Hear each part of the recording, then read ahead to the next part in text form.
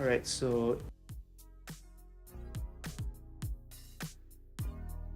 the MyOBI questionnaire is broken down into 3 components, which is public availability, oversight, and public participation. So I explained earlier with the 6 documents, that is for measures public availability, the availability and transparency of state budget documents to the state government, to the public by the state government.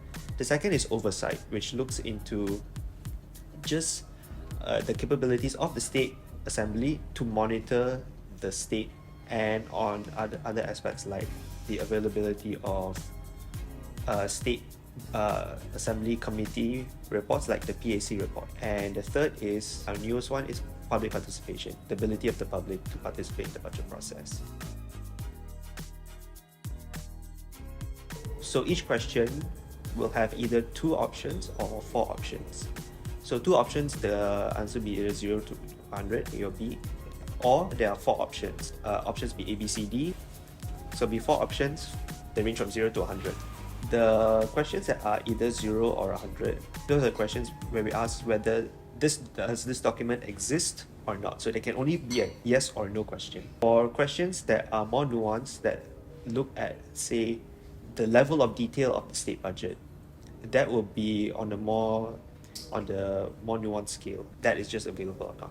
We've gotten volunteer partner researchers who are either individuals or representing civil society or non-governmental organizations, and we've given them training in what should they look out for in the state budget and how to find these relevant documents. So these researchers will then fill out the questionnaire, and once that questionnaire has been filled out, then it comes back to ideas for internal review within our team.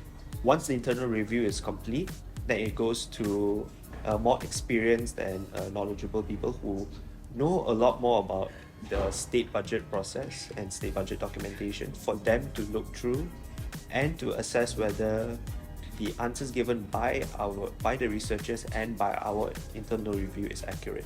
Once that has been complete, it goes to, we actually invite the state government or representatives from the state governments to comment and give feedback to ensure that the scores are as accurate as possible, in the sense that it allows the public to know, like, right, what are the documents that I should look out for to know the level of transparency of my state budget. What is my state government spending money on, and how do they allocate their funds accordingly? And especially now, which becomes more important, citizens can look into their state government revenues and say just how much the state government is getting revenue from less environmentally friendly practices like logging and mining.